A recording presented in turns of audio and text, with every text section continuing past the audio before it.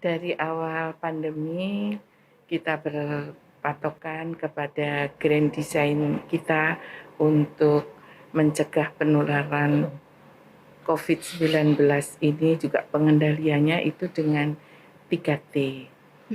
Dan juga sekarang ditambah dengan vaksinasi.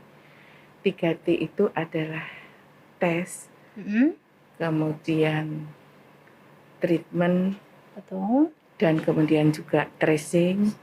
Satu lagi tentunya dengan protokol kesehatan. Untuk tenaga kesehatan, kita vaksinasinya memang sudah sampai yang booster dan sudah hampir seluruhnya selesai booster vaksinasi ini. Tentu kita harapkan mereka kemampuan tubuhnya untuk menangkal COVID sudah lebih baik.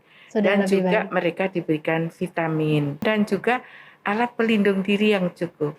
Tentunya saya berharap seluruh masyarakat ini menyadari bahwa pandemi ini belum berakhir, yang pertama.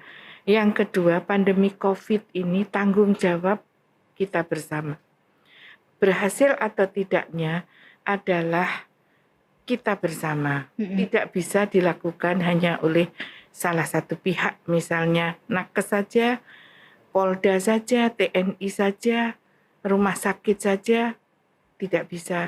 Tentu harus semuanya bersama-sama, dan saya berharap semuanya tetap menjaga protokol kesehatan sebagai individu masyarakat.